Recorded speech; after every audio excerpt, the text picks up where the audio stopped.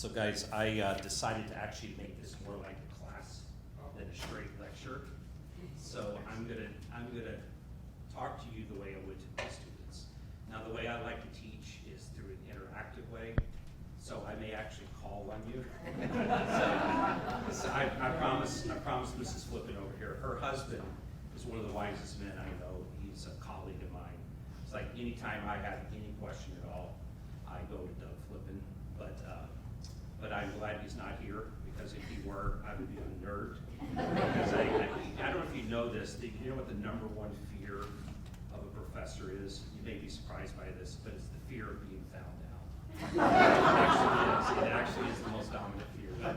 But so listen, guys, Mark is right. So what I was going to try to teach you, I really want to try to just accomplish one thing with you, and that's to try to get you to see what the relationship is between freedom and truth. So that's it. So if we can pull that off, I'm going to get 2 thumbs up. So now here's the thing. Teaching is not about the teacher, it is about the student. So at the end of my presentation, at the end of this class, if what I said makes no sense to you, I want you to have the humility to tell me that. I'm going to try to get you to at least walk away with 1 point. Is that fair enough? Okay, now, Colonel told me that he did his homework, all right, because I sent you guys like a 2 or 3 page thing that I created myself. Gwyneth asked me to put together some kind of reading packet. I was like, I don't know what to go out with, so I decided to just write my own. So did you guys get a chance to look at that? Okay, can I ask you, I'm going to go ahead and just summarize what I sent you, because I think it's necessary to make sense of the thing we're going to look at today. But do you guys have any questions? So what I did, so for those of you who either did not receive it or did not get a chance to look at it, I basically gave you 3 meanings for freedom, as well as 3 meanings for truth. All right, so I just want to know, do you all have any questions? If not, I'm going to go ahead and tell you what meaning of freedom I'm going to utilize today. And then I'm going to use 2 meanings of truth. But any questions at all? If not, that's perfectly fine. And I'll go ahead and tell you what I mean by freedom today, as well as by truth. Okay, well, let me go ahead and tell you. By freedom, I'm going to utilize the following meaning. Okay, this is not the only meaning of freedom. But I'm going to say this. You are free, all right, if the following is true, that you move yourself to what you want. So in any act, if you move yourself to what you want, I could say you're moving yourself freely. Okay? So let me go ahead and tell you when you're not moving yourself freely, if this definition is correct. Okay? You would not be free if you don't move yourself when you act. So if something else is moving you, I wouldn't describe your act as free. Let me give you a concrete example. If I take an arrow and shoot it at a target, it would be, I think, absurd to say that the arrow is flying freely. Why? Because the arrow is only moving because I'm forcing it, so to speak, to move. Okay, the second thing is, if you do something but you don't want to do it, then you can actually say you're not free when you do it. Let me give you a concrete example of that. I'm getting this from Aristotle. All right, if you're a pilot of a ship and you've got cargo and you're in the middle of a storm and you're thinking, my ship is going to go down, all right, and you look at the cargo and you think, I've got to throw the cargo over the side in order to save the ship. Okay, on one level, you did it willingly, but it's not actually what you want to do. So to that extent, guess what is said? When you throw the cargo over the ship, you're not really doing it freely. Why? Because you're doing something you really don't want to do. Okay, now I'm going to tell you, this is very relevant when it comes to the question of truth and freedom. So is that fair enough, guys? Yeah. All right, okay, now truth, 2 meanings. There's actually 3, but I'm going to only utilize 2. One is this: every single reality. I don't care what you're talking about. You can talk about this tie of mine. It unfortunately can also be talking about my nose, which I think is the least desirable feature on my face. If you ever look at your face in the mirror, you're like, why, oh why, Lord, did you give me that nose? Okay. But I would say every single reality is true. All right, so guys, when you look outside, look at the tree, guess what you could say? So there is truth there. Okay. So let me just tell you, in philosophy, this is called the transcendental truth. So have you ever heard truth is a transcendental? It means every single being is true. Okay. But the other meaning of truth is this.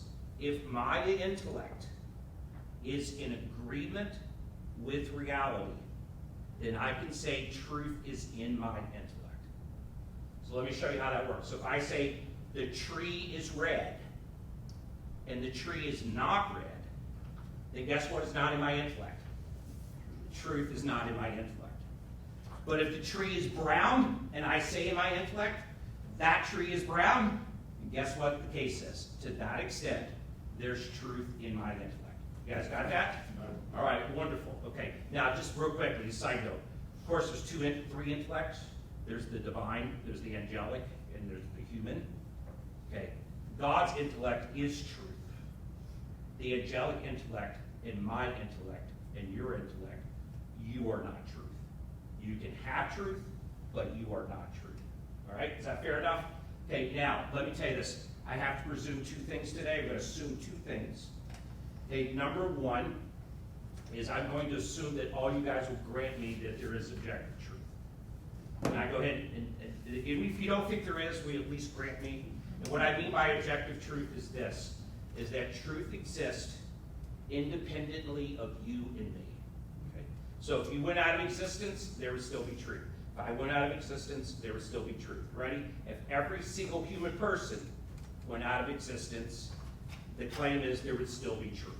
Okay, that's what I mean by objective truth. Now, secondly, I'm going to assume the following, that you see it as something desirable to be free. All right.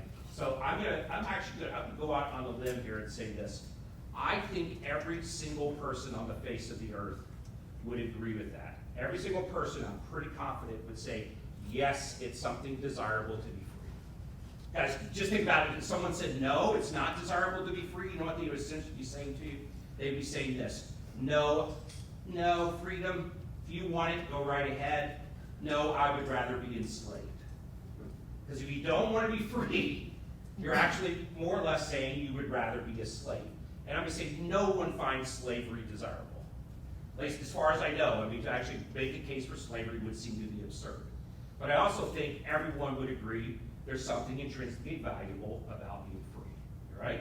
Okay, now is that fair? Can I assume those two things to be taken for granted? Okay, now here's the unfortunate truth. I hope this is not judgmental on my part, but I'm going to say in my own observation, I think the vast majority of humanity is actually living out lives of self-imposed slavery.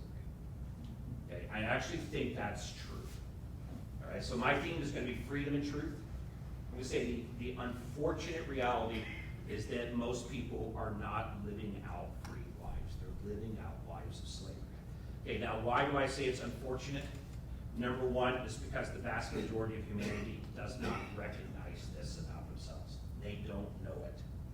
Okay, but the other unfortunate thing is the few that do are at a loss because they don't know what to do about it. Okay? Now I'm going to say that's sad because if they only knew Christ, they would know the answer. All right, so Jesus, I'm telling you, Jesus is great to follow. Yeah, but I'd say, let me just say this. If you ever doubt that he's wrong, just say to yourself, shut up, he's right. I'm just saying this is an area where he's right. Okay? Now I'm going to try to show you today that he's right, and I'm going to now quote from John 8. This is one of my favorite passages of Scripture, because it has to, well, I like it anyway, but it also has to do with what we're talking about. So let me read this for you. This is from John 8. He says, our Lord says, he's saying it to some believing Jews, and he says, if you remain in my word, you will truly be my disciples, and you will know the truth, and the truth will set you free. They answered him, We are descendants of Abraham and have never been enslaved to anyone. How can you say you will become free? Jesus answered them, Amen, amen, I say to you, everyone who commits sin is a slave of sin. A slave, guys, I think this is actually sort of cool. I think that there's a lot here. I meant to go find myself a theologian. I should have found Dr. Donna. I think there's something to interpret here, but I'm not going to try to do it. But listen to this. A slave does not remain in a household forever, but a son always remains. So if a son frees you, then you will truly be free. Okay. So guys, I'm going to say, in my mind, there's what could be more clear than what he just said. So I'm going to say, basically he's telling you you've got two roads to choose. You've got two roads. Okay, one road will take you to freedom. The other road will take you to slavery. Okay, follow truth. Give me what our Lord says. Follow truth, and you will be free. Follow sin, and you will be a slave. Okay. Now I'm going to ask you, is it that simple?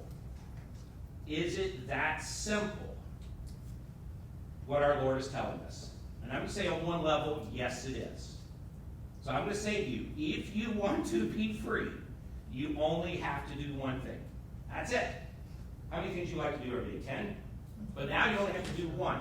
Only one. There's only one thing you have to do, and what is that, my friends? Follow truth. Okay, well, later we'll say follow Jesus, but right now I want you to say, all I got to do is follow truth. All right? Hopefully I have it in my back pocket. I don't know. I haven't looked. But if I had truth in my back pocket, all I got to do is follow that back pocket of mine, and I will become free. Right? Okay, if I want to be a slave, according to Jesus, all I got to do is what? Sin and continue to sin. And if you sin, you will become a slave. All right? So my question, but here's the thing. It's not that simple on another perspective. Okay, for two reasons. Number one, you know as well as I do, it is not easy to live out the truth consistently. Sometimes it's pretty darn hard to live out truth. Okay? But secondly, I also think we have this gut instinct that freedom and being limited are opposites. Don't you think when you're thinking freedom, you're thinking in those moments, I'm not limited. Okay, so let me say it this way. It looks like if you're free, how many options look like are available to you? A limitless number. That's what it seems like, right? And then you say to yourself, well, if my options are limited, then it would look like what? You're not free. Now guess what is supposedly limiting you? Well, oh, God bless you. Later on, you say, but right now, what looks like it's limiting you is truth. Because what is truth saying to you? Do that or don't do that. So it's actually doing what? It looks like it's limiting your options. Okay, so I'm going to say in some sense, the answer to what Jesus is saying is not that simple to see. Why he says that is not completely simple to understand. All right? Okay, now, my job with you, and by the way, fortunately I do have a clock. Do I have until about 10 till? Is that about reasonable? Gwyneth, where are you? About 10 till? All right. Okay, so guys, I'm going to say this. My job with you, my hope is to show you why Jesus is right. Okay, and again, I'm going to have you walk away hopefully with one point, and the point will be why Jesus is right to connect freedom to truth and slavery to sin. All right? Okay, now, my hope is to show you that there's a proportion between truth and freedom and sin and slavery. Okay, what's the proportion? The more I am more free, the more I commit myself to truth. I become more a slave, the more I sin. So who's the most slavish person of all? The complete sinner. All right, so you might actually say the damned souls in hell are in the greatest state of slavery. Okay. All right. Now, I'm going to also suggest to you, because part of what we're doing this weekend is to consider what our current culture is like.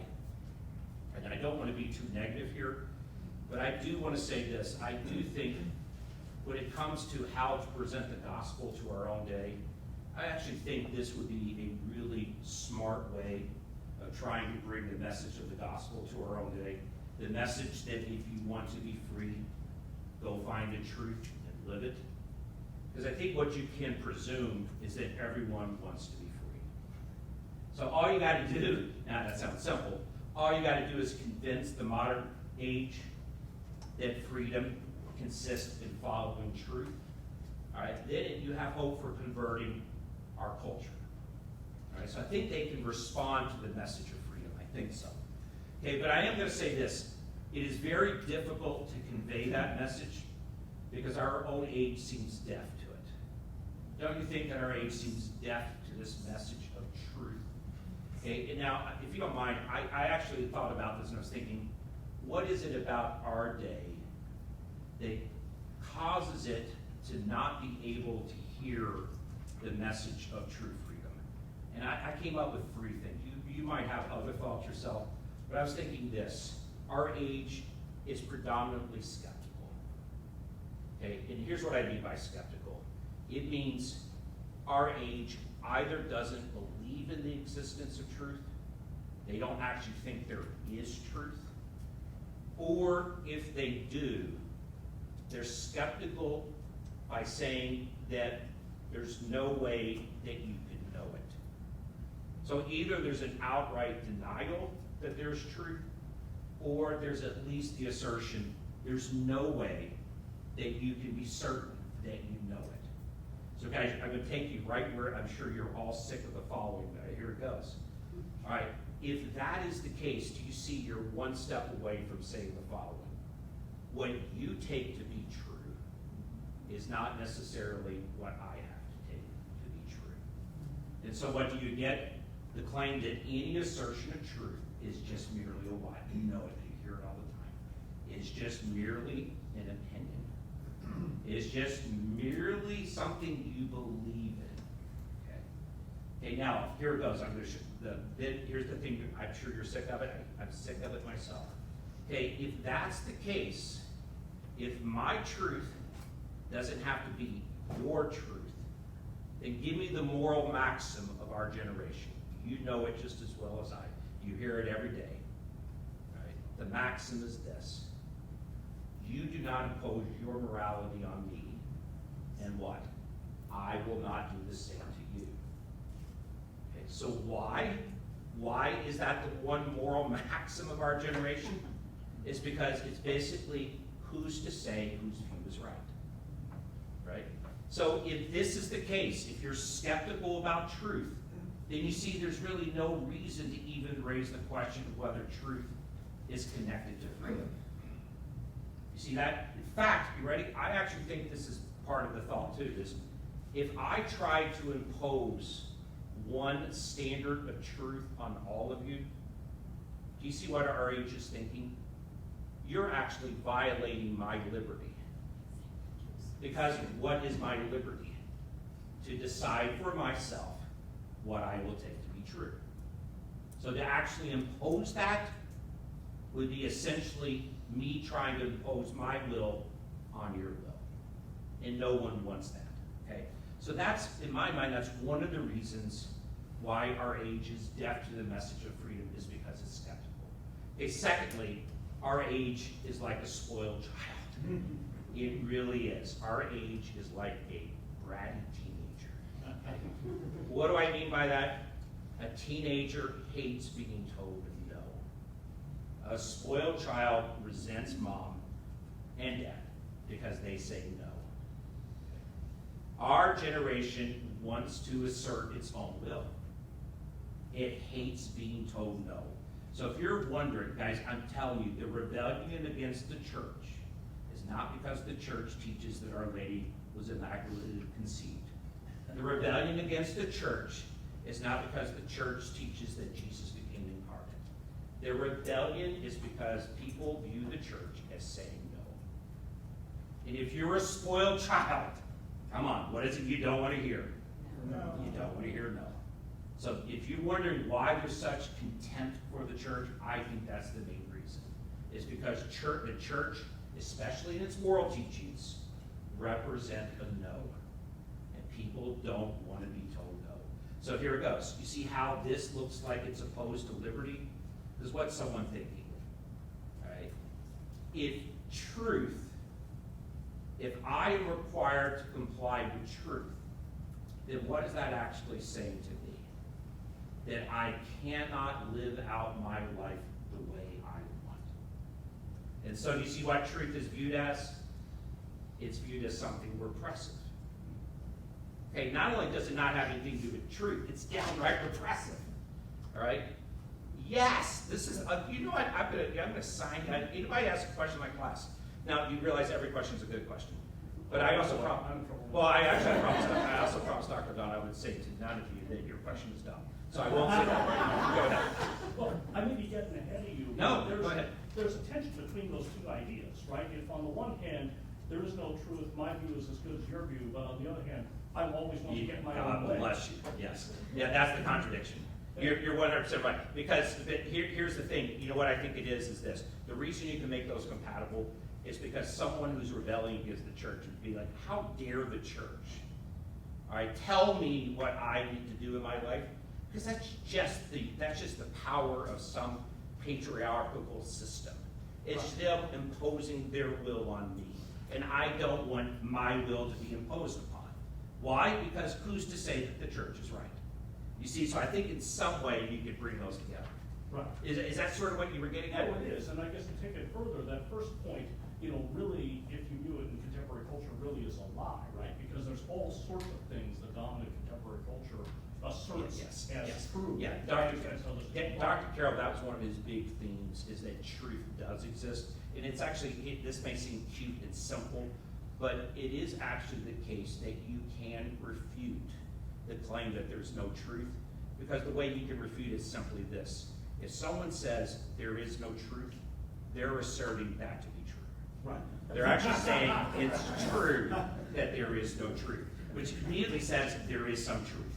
Right. So the universal claim there's no truth is a contradiction. You cannot assert it. So you're right about that. Oh yeah. In fact, our culture, it's actually the oppressive agent, is not the church, because it is basically dictating that we hold certain opinions. I mean, do you realize certain opinions are simply not tolerated, at least in the public realm? Oh yeah. Oh, I mean, absolutely not. Absolutely not. I mean, you see, well, I actually will tell you, one of the few consolations I've had over the last 20 years of my life is actually seeing the demise of Bud Light. It's like, first of all, it's bad here, but secondly, it's like the first time that a collective will actually represents what I think is right.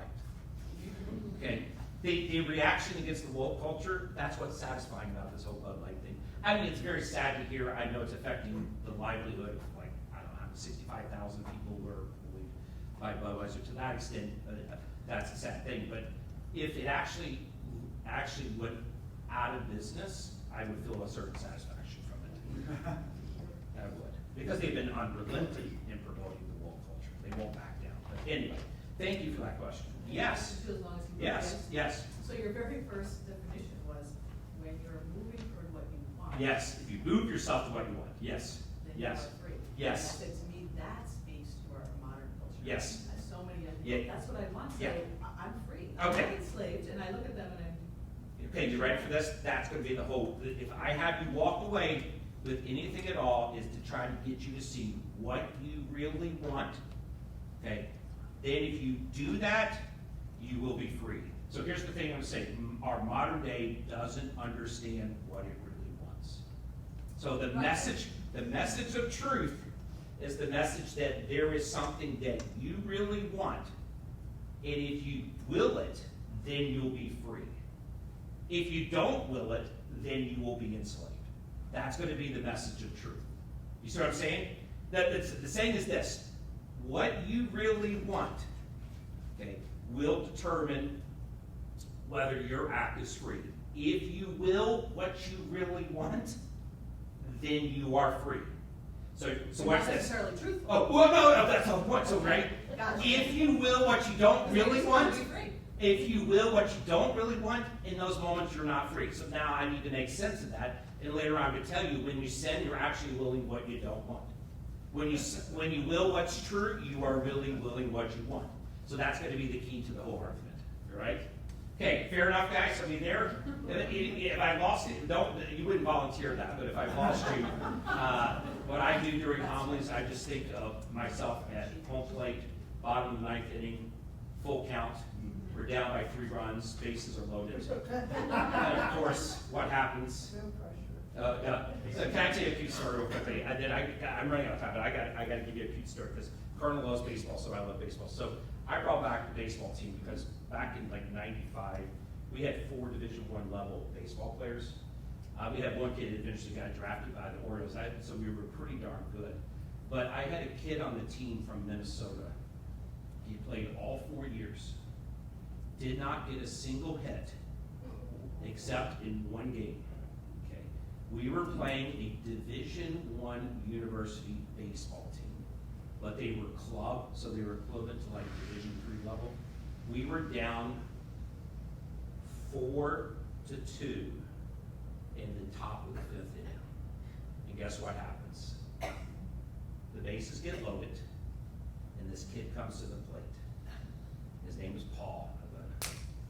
Paul, if you could lean over the plate and get hit by the ball, that would be my he swung like that. And it's a sacrifice for the greater good. That's how I forget it. But he would swung his bat like this, as if he was shot with wood. So there's no chance he's going to hit the ball. See, guess what the count gets to? 3-2. And I'm thinking, I just have to turn my head. And then the pitch comes in, and it happened to be at the right level for that swing. He hits it, and the ball's rising, and we're all just collectively thinking, this is the one miracle that we're going to witness in life. He hit a grand slam. So we go up 6-4, and we win the game 6-5 because he had one hit in his college career. All right, now let me go back to. All right, so guys, so I've got about 20 minutes here, so let me get down to the gist of it. So I'm going to say this, guys. It is not. So I said it's skepticism. It's like a spoiled child that doesn't like to be told no. But I will say I think the dominant reason is because of the pride. Guys, listen, I know that it's very easy to think the basketball players in the 1950s were inferior to the basketball players. So we tend to think our generation is either better off than any other generation, but we also tend to think it's worse off. I actually think in this question when it comes to pride, I think the answer is yes. We are the most pride-filled generation of all time, in my humble opinion, all right? And what I mean by that, so if you commit the sin of pride, you are actually in some way wishing to be in the very place of God. So when you commit pride, you actually are, to some extent, whether you're aware of it or not, trying to put yourself in the place of God. And I'm going to say that's exactly what the message of our generation is. Our generation is trying to turn each of us into a little God. Okay? That was the easy part. I can't. I want to give you a hug. I was going to say, you stole my thunder. Because you are 100. Yes! The sin of our day is exactly the sin of Adam and Eve. Now, let me explain why. God, thank you. Thank you. Did you bring him? All right. You should keep him. He's all right. But, so here's what I would say. So what is this? So what I want to say is this. It's trying to give you a power that is not rightfully yours. It's rightfully God's. Okay. Now, you ready?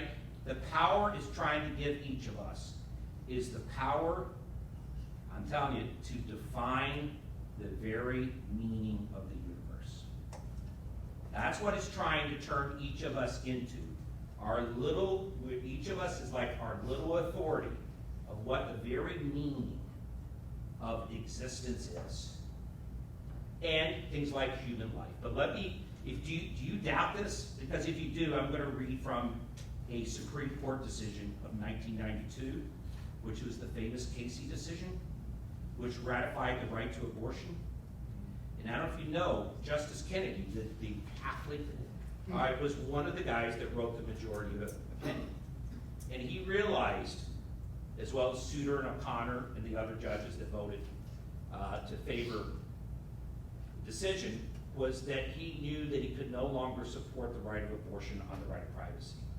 So what he supported it on, right, is the right of liberty. Now let me read, this is remarkable. Let me read you from that decision the radical way that they defined liberty. Listen to this. At the heart of liberty, says Kennedy, at the heart of liberty is the right to define one's own concept of existence, of meaning, of the universe, and of the mystery of human life. Beliefs about these matters could not define the attributes of personhood were they formed under compulsion of the state. Adam and Eve, what did they desire? To know good and evil. Do you know what some theologians say that they were wanting by knowing good and evil? That they would be able to determine for themselves what is good and what is evil. What is Justice Kennedy trying to enshrine in all of us? The right to do that. The right to determine our own meaning of existence, of human life, etc., etc., etc. Okay, do you see how that is an attitude of pride? Because guys, you ready? I'm sorry, God alone enjoys the authority to determine right from wrong. Where is the meaning of the universe coming from? It rightfully comes from God. So to desire that for yourself is really a desire to put yourself in the very place of God. Okay. It's a remarkable. Yeah. By the way, Professor Russ Hittinger, who got me interested in philosophy, said to me soon after the case, and a couple of my friends said, after the Casey decision, he said, the justices don't realize this, but they just undermine the possibility of all civil law. Okay, because you ready? I double dog dare you. When you get pulled over, the next time you're speeding, I want you to say to the police officer, the Casey decision gives me the right to define the meaning of the universe, and I define the meaning of the universe as my right to drive 85 in a 25-mile-per-hour zone. Okay. So law actually says you don't have the right to define the meaning of the universe. Okay. So whether Kennedy realized it or not, he really was destroying the possibility of law. Okay, so guys, I'm going to say this. It is not easy. It is not easy to convince our day about the wonderfulness of truth. All right, truth is something to be loved. Okay, but how you convince our day of that, I think, is really hard. Okay. First of all, because of its skepticism, but secondly, because it's a spoiled child, and thirdly, because it's filled with pride. Okay, but let me say this: if you were to try to do it, I think there's several ways you can do it, but I'm going to propose the following. So here it goes. This is in some way going to try to answer what you were talking about. So what would be the way to try to get our generation to see that you cannot be free, independent of truth? Here's the way I think you could do it, possibly. I'm not going to say you'd be successful. Have you ever convinced anyone? Have you ever converted anyone through argument? I have never. So I'm going to say more than likely you won't win the argument, but I'm going to say if you were to present an argument, I think you could do it like this. I think the first thing you would have to do is to try to show that there is a moral law that is universal. Okay, by universal, I mean we're all bound to it. So I'm going to say there's no way that you can justify the claim that truth promotes freedom if you don't think there is a universal moral law. Right? So I think that would have to be the first step. Good luck doing that, but I think that'd have to be the first. Okay, secondly, if you could get someone to say, yep, I recognize that there's a moral law that you and I are subject to, then I think you just simply point out the following. There's three positions you can take with the moral law. There's three things that you can do in your own life in relation to that moral law. Number one, you can have all of your choices agree with it. Okay, So you could try to get all your acts, all your choices, everything you do to agree with the moral law. Okay, that's one option. Okay, a second option is to literally have your choices oppose the moral law. So whatever the moral law tells you, do the opposite. Okay? So that would be a second possibility. Anybody know what the third possibility is? You could say this. Okay, all right, I'll go ahead and do the law. I will fulfill it, but I do it reluctantly. I just do it because I feel forced to do it. Okay, so I'm going to say that, I think in my mind that would be the second thing to do. So those are your three possible options. Comply with the law, all right? Don't do what the law tells you to do, or do it, but do it reluctantly. Okay, now, the third step, which I think would be the final step, would be to say, you're free if you do the first, and you're a slave if you do one of the last two. Okay, when would you be free? If your acts agree with the law. When are you a slave? If your acts don't agree with the law, or what? You do the law, but reluctantly. Okay. Now, of course, I just asserted that. I didn't show that. Okay. Now, here's what I'm going to say to you. That is that's the impossible thing in my mind. That's the thing that would be really, really hard to pull off, is to convince someone that if they have their acts agree with the moral law, then they're free. Okay. And if their acts don't agree with the law, then they're a slave. Okay, and I'll tell you why. The reason is that I think it depends on an understanding of human nature. If you're going to try to convince someone that living out the truth will make you free, it depends on the correct understanding of human nature. Okay. Now, in my mind, you would have to get the world to see three things about human nature. All right, you ready? Number one, that you actually do have a nature. Okay. That, God bless you, that is not given by most people. Most people do not think there is such a thing as a nature. One of my favorite philosophers is Jean-Paul Sartre. Maybe he's an atheist. So you might think, oh, what you doing teaching a Catholic God? It's not because he was an atheist, but he was a very honest atheist. You know what he said? If there is no God, which he said there was not, guess what is the very first thing you get to get rid of? There's no God. Get rid of God, you get to get rid of nature. So guess what Sartre said? You don't have a nature. You don't have a nature. But I'm saying, if you're going to make sense of freedom and truth, you're going to have to say there is a nature to the human person. Okay, secondly, it's good to follow that nature. You would have to show that it's good to follow your nature. Again, that would be a hard sell. It's good to follow it. Okay, you ready for the third? If you do, you will be free. Okay, so you have a nature. It's good to follow that nature. Let it take you where it's trying to take you. And then if you let it take you where it's going to take you, you will be free. All right? Okay, now, let's see here. So, by the way, as a side note, I do think the struggle of modernity, the fight, is less about theism versus atheism as much as I think it's about nature versus will. Because guys, if there's no nature, then what is everything determined by? Will. If there is nature, then guess what? Everything is not determined by your will. If you're thinking same-sex marriage, gender stuff, the transgender movement, homosexuality, all of the current rights are all based on, guess what? There ain't no nature. There ain't no nature. Yep. Can you further define what you mean by nature? Nature, God bless you. Okay, now I'm going to tell you that. Okay, all right. Okay, you know what? There's actually, believe it or not, there's 5 meanings of nature. So what I'm going to do is say something that's true about nature, because what I say that's true about nature is necessary for my point. I would be happy in the question-answer period to tell you, I couldn't rattle off all 5 meanings. I could give you like 3 or 4 of them. Be happy to do that. I can tell you what Aristotle mainly means by nature, which St. Thomas adopts. But let me at least tell you the thing that's true. All right, so here it goes. Why is it necessary to turn to human nature? Okay, number one, it's because it is through our nature that we are ordered to an end. All right, does God order you to an end?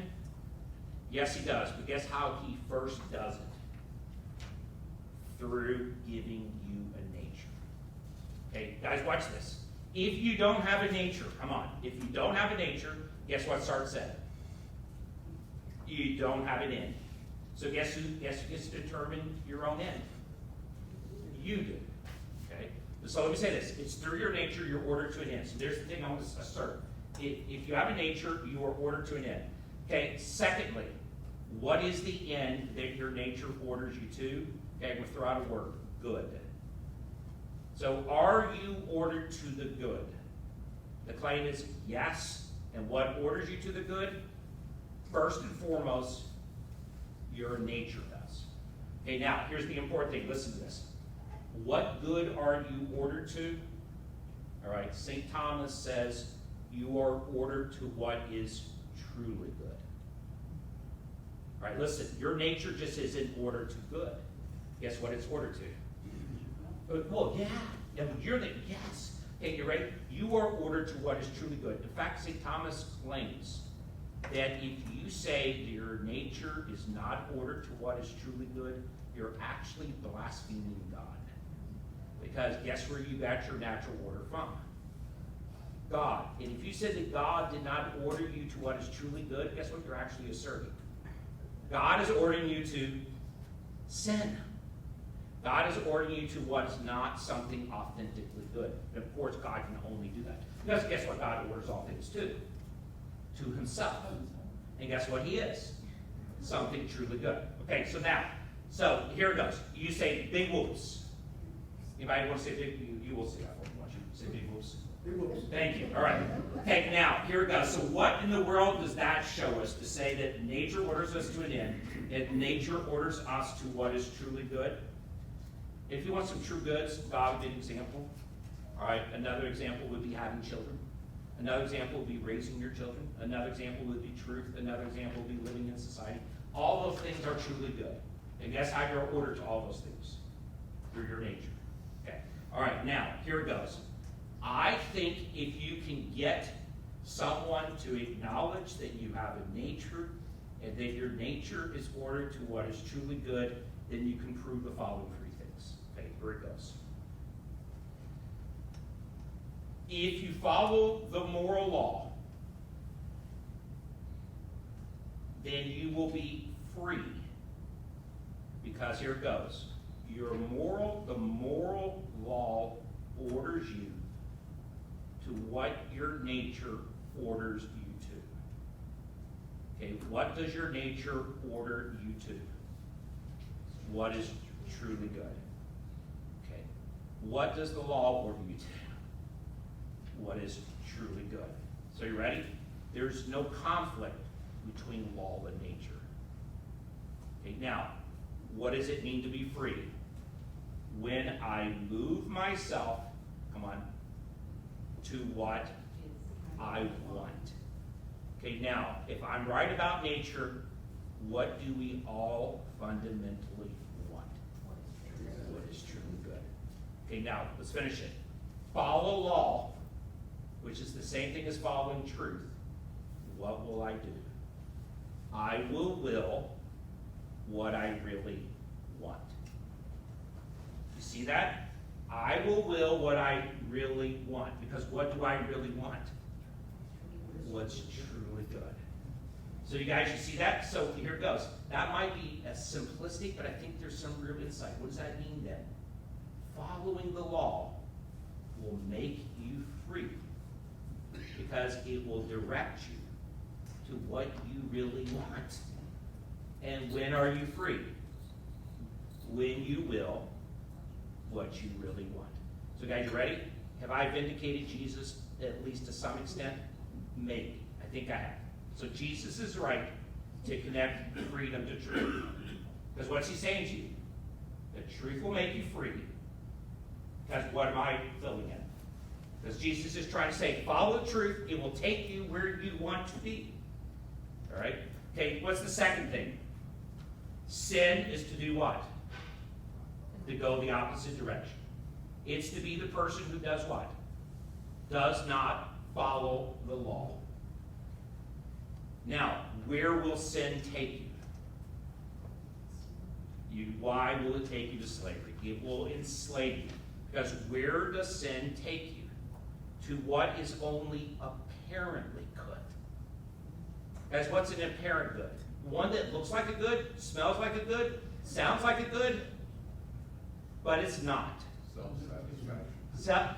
Often self-satisfaction is an example of apparent good. That's correct. Okay, but here it goes. What do you actually want? What do you want? You want what's truly good. But what is sin fixing you on? What is only apparently good. So you ready? When you sin, guess what you're actually doing? Willing what you don't want. Guys, I love the following analogy. My kids think it's lousy, but I think it works. You ready? Sin is like eating McDonald's French fries. I am 100% confident of this analogy. You ready? You have had this experience. I get my bag of fries. I'm munching, and I'm going, yum, yum, yum, yum. And there's one fry that's outside the bag. And I go, I must have this. And I go, yum. 20 minutes later, while I'm driving home, I go, yuck, yuck, yuck. I just deceived myself. Okay? What happens when you eat McDonald's fries? You say what? I'm getting the good. But what do you realize after you get this good? That was only apparently good. Okay? It's actually something non-good. Very little goodness in McDonald's fries. Sorry. Okay. Okay, sin is like that, because what are you doing when you sin? You're going, yum, yum, yum.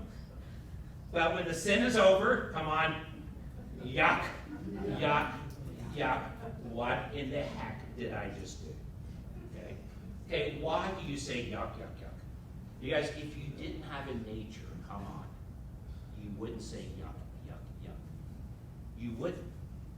If it was just simply your will, you would. But if you have a nature, do you see why you say yuck, yuck, yuck? Because what are you now doing?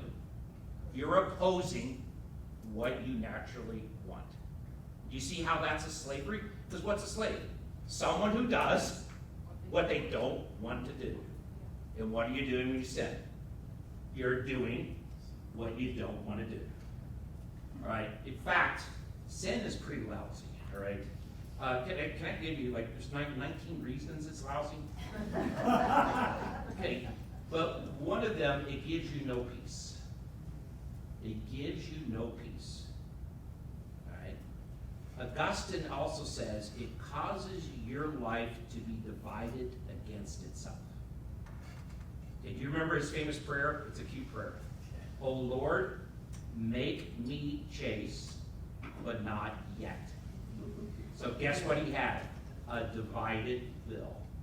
What brought that division into his life? His unchastity did.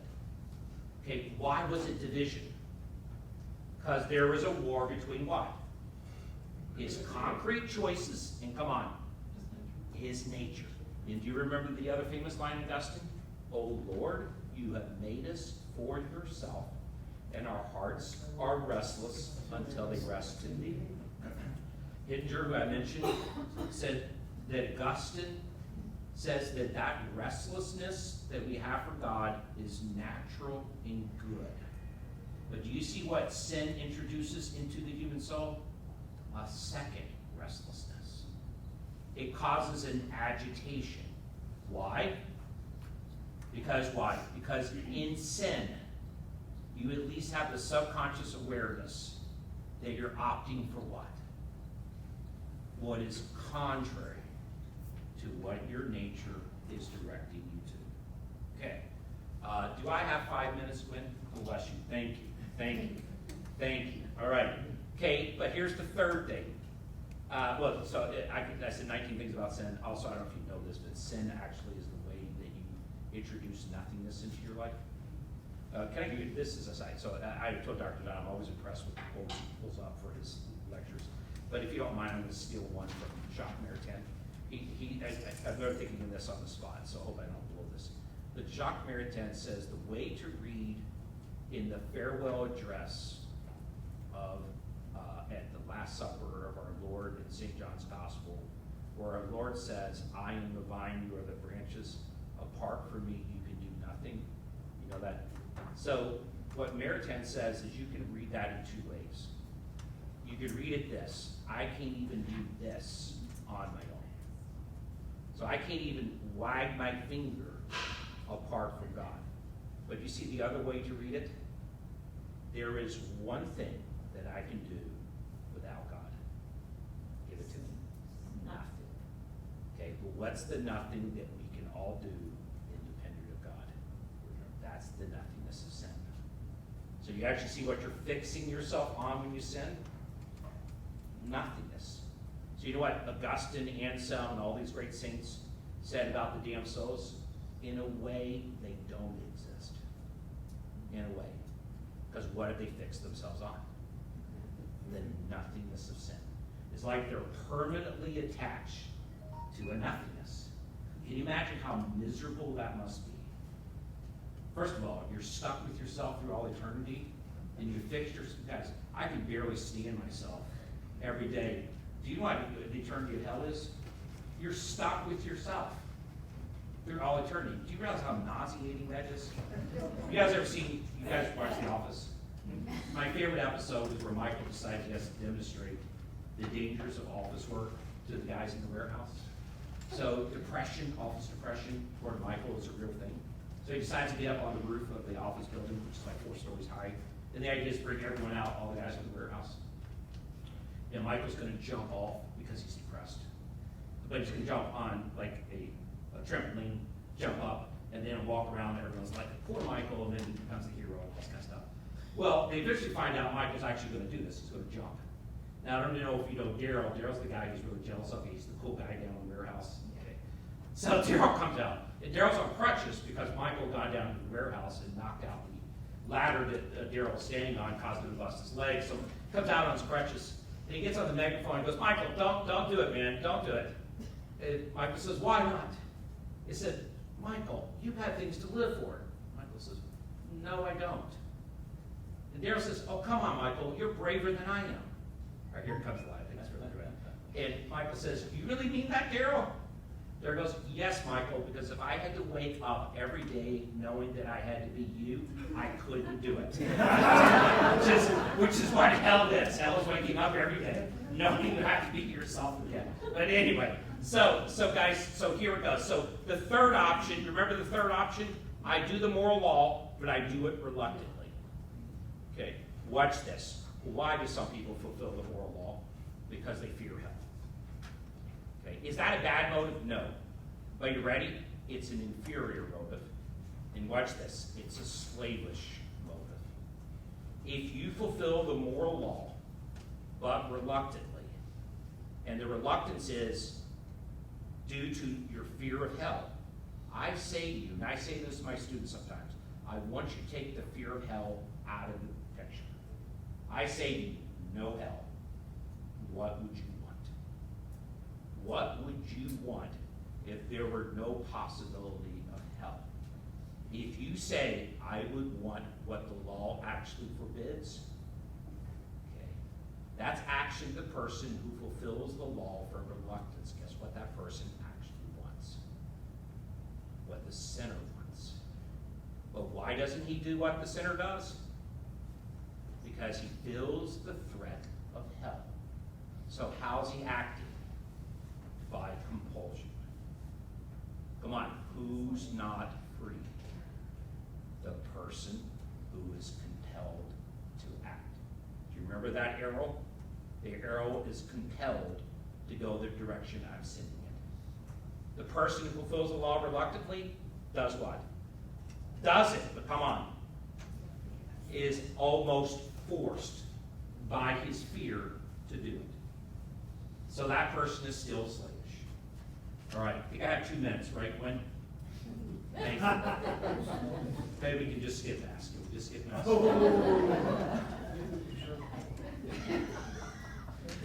All right. So guys, let me just say, I'm going to bring this to a conclusion. So here it goes. So how does the law move the human person?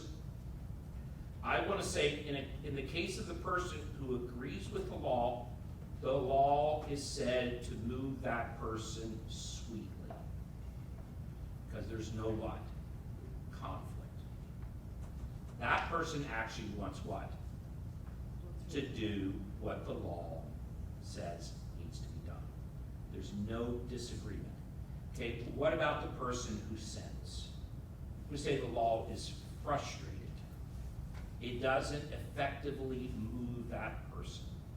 Because where's the law trying to direct that person? To what is truly good. But where's that person going? To what is apparently good, not truly.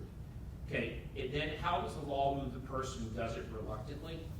I think the word is coercively. The law has to move that person coercively. This is why crime in California is shooting out of the roof. Because in the reforms, what have they taken away? The threat of law. And some people can only do what the law requires under threat. But I would say in some cases the law moves the person by compulsion. All right. I actually have one more argument, but there's absolutely no time for it, so I'm just going to skip it. All right. Should I give you a couple recommendations, or should we just stop there and devote ourselves the last 15 minutes to questions? Which one do y'all want to take? I'm perfectly fine with. So let me just say this. What do you think? You don't have to nod your head up and down and say, yeah, that was the best argument I've ever heard. But fundamentally, did you see sort of what my point was? The point was what? Look, you want to be free, follow the law. Why? Because the law will take you exactly where you actually want to go. And guys, do you realize when you sin, you're actually worse off than a slave? Do you know why you're worse off? Is because many slaves don't hate themselves. But guess what every sinner does? Hates himself. You may not know that, but do you realize what hate is? Hate is when you wish harm to someone. I hate you, Colonel. I'm going to wish harm to you. When I sin, guess what I'm actually doing? Whether I know it or not, I'm wishing harm to myself. So to that extent, I actually hate myself. This is why the self-hatred of the damned was so intense. They actually hate themselves. Father Fasama used to say in one of his homilies, those who fornicate, they often try to justify it because if you love me, he said, wake up. You actually hate each other. Because what are you doing? In that moment, you're actually willing in evil to the other person. All right, so I tell you, I'll skip my recommendations were go to Jesus because of what one of you guys said. Because what does Jesus identify himself as? Truth. So when he says the truth will set you free, and then he mentions the word son, guess who he's talking about? Himself. Okay, and so if you want to be free, devote your life completely to Jesus. He's the one who can free you. And you see why I think it's really cool. First of all, he's removed the penalty of sin. So that threat of hell, Jesus has liberated us from that. All right? Because we don't have to end up in hell. Secondly, guess what else is possible through Jesus? That in this life, you can get close to avoiding sin. So he can free you from sin, even in this life. And then thirdly, guess where he takes you to? He takes you to a place where you will be permanently free. And that's heaven. I don't know if you know this, you're going to be more free in heaven than you will be here. Do you know why you'll be more free? Because guess what you absolutely will be free of in heaven? The possibility of sin. And then, ready for this? What are you fixed on in heaven? On the thing you really want. Maureen, did you have a hand up? My question was, you seem to have inserted the word law when we were talking about nature. Yes. Human nature. God bless you. God bless you, Maureen. In fact, I will tell you, when I was going through rehearsing my notes, I said, I'm a little worried about that. I can't believe how sharp you are to note the random insertion. So God bless you. So here's what I want to say. I could justify that the following way. When I say law there, I didn't mean natural law. In natural law is a law that is based on nature, on human nature. So I could do that. But the point that I wanted to make was this, is that nature takes us to what's truly good, and law does the same thing. So that was my justification to sneak law back in. Natural law. Okay, but even, you ready for this? Even the divine positive law, the law that Jesus manifested to us, that also does not contradict what is there by nature. This is one of the, when Dr. Bell talked about faith and reason, that's one of the beautiful teachings about Catholicism. I walked into our chapel this morning, I said, I love being in this chapel. It is a wonderful, it's absolutely beautiful. And then I realized it is great to be a Catholic. All right, how many churches out there have the beauty that we have in our churches? Okay, but then another reason is this idea that theology, grace, the supernatural life does not negate nature. It builds on it, elevates it, and perfects it. So I want to say even the divine positive law corresponds to that natural order to what's true and good. That was a wonderful question. Yes, Kathy. So you put in the word liberty a couple of times. Yes. You're saying freedom, so you want to talk about different? Yeah, God bless you. Liberty is typically meant, so this goes back to my homework, which I did not give you, Kathy O'Donnell, but here's the thing. The first meaning of freedom is not to be hindered. So when William Wallace was getting his intro taken out and he screamed freedom, he wasn't screaming for free choice. He wasn't, oh, I want to be free, my ability to choose. Excuse me. He was talking about, I don't want to be put in jail. I don't want to be hindered. So if I'm in jail, I don't enjoy freedom, but I would say this. When people talk about that, the word liberty is often used. So liberty often refers to not being stopped or hindered or blocked from doing what I want to do. So you ready for this? A bird that's not in the cage has that kind of liberty because it's not being hindered from flying. I put it in the darn cage, then I hinder it from doing what it wants to do.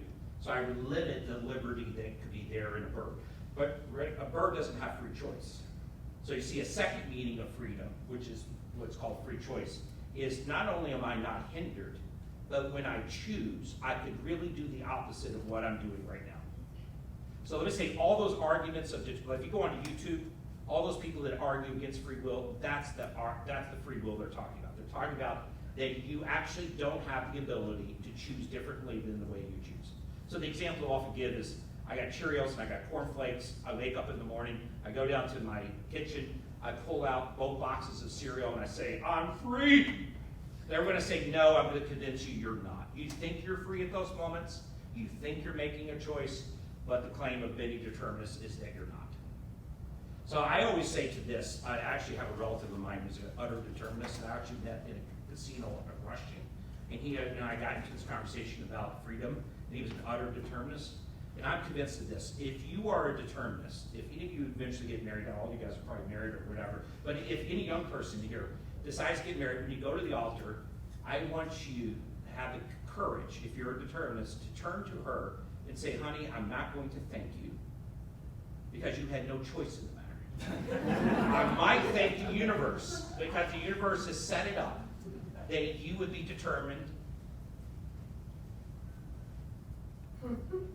not to choose, but you'd be determined for me to be in your life. But it's the universe that was doing it. So, do you like this tie shirt combination? Just say you do. Yes. No, you should not say that. You should just say, universe, well done. All right, you have put this tie on this man this morning. All right, so you might think so that's the kind of, the 19th century debates between free will and determinism was really a question of that. It was a question of choice. Mr. Jake. I just have to right over that, right back there in the hallway. It seems in your talk that it seems that real malice isn't actually possible. Like you can't will evil knowing it's fully evil. God bless. Wow, Jake. Good, very good question, Jake. Very good question. Jake wrote a senior thesis under me and did a very nice job, even though we disagreed on one of the fundamental understandings of one of his notions, but he justified it well enough that I had to give him credit. He got an A on it, so he did a nice job. Jake was one of those great students to have in class. I won't mention Gwen. Gwen was awesome. But anyway, yeah, in fact, are you ready for this, Jake? If you mean by malice the possibility of willing evil directly, then you cannot do that. Okay, what you can do, okay, is still commit the sin of malice, okay, meaning the following. While you're deciding what to do, you are fully aware that this act is contrary to God's law. And you still decide to do it. Okay, at the moment you decide to do it, guess why you do it? Because You take it as something good. Okay, but guess what you're taking? Something that's only apparently good. But you don't, here's my point. You are treating this thing as if it is good. But it ain't. And this is why you experience guilt later. Because you realize it. So you see how you with sin of malice? I can, in full knowledge, you know that this is contrary to the law of God. Okay, I could will to do it, even though I'm not motivated by passions, but I just decide to do it. But at the moment I do it, I have to regard this thing as if it is a good. In fact, I'm convinced mortal sin, that's exactly what you're doing. Do you see what you're doing in mortal sin? You're actually saying, I am fixing my will on this thing as if it is my final end, and I know it's not. But I'm going to treat it as if it's my final good.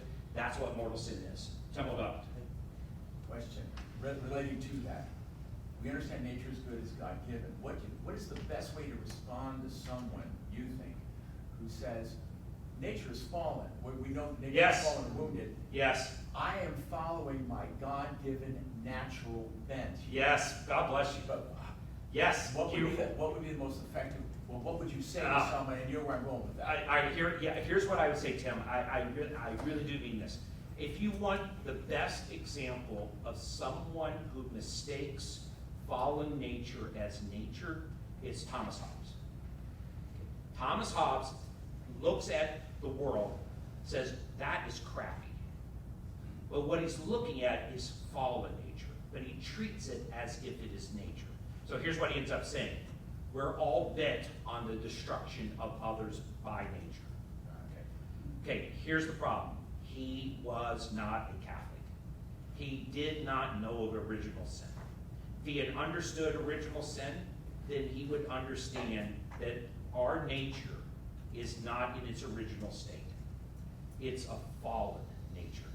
So there's a kind of disorder that has been introduced to our nature. So those who say, I'm going to follow my nature, all right, in the sense of what we would describe as fallen nature, like I'm going to get into my appetites for pleasure, they're actually not following nature. They're following the fallenness of that nature. They're following that disorder. So I'm going to actually say, I honestly think the only way to do it is actually through an appeal of Christian faith. Because we cannot philosophically understand and know about original sin. And so without understanding that original choice and what it did to all of reality, you're not going to be able to understand the human condition. And that's why it's so difficult that if someone says, I am ordered by nature towards same-sex attraction. That's right. God bless you. God bless you. Here's the thing. That right there, see, that's the beauty of it. That right there is mistaking fallen nature for nature. Your nature is not ordered to same-sex activity. It is not. If you look at the natural order of the sexual reproductive organs, it is ordered to heterosexual sex. That's the natural order. So anyone who justifies that, but that's all. But you see what's actually cool about that when they do that? They actually see that nature has a kind of weight to it. So they say, I'm following my nature, come on. What's wrong with the same-sex attraction if I'm just following my nature? You see, they're implicitly agreeing with our view that nature is something, that something is a standard. It's a standard kind of thing. Just like in wokeism, there's a certain absolutism. Yes, Truth. yes. This is the truth, and you can't even mention anything. Yes. And the reason why you can't mention anything is because their position has no rationality to it, so it becomes merely assertion of will. It's a power. That's why it all becomes a power struggle. Because listen, you cannot. So when you ask the simple question, like you mentioned last night, when Walsh, what's his name? Walsh, not Kevin Walsh. Walsh, the guy that's famous, Matt Walsh. When he goes around and asks people what is a woman, no one in the woke world can answer. They cannot answer the question. So they literally have to resort to what they can resort to, which is assertion of will and power. You're a homophobe. Shut up. You're blah blah blah blah. They have to go to name calling. All right, what else? I saw another hand over here. Oh, no, is it time to take one more? Yes, one more. Yes, One okay. more. Anything else? I have to listen to. All right, yeah, that's, he was also a good student too.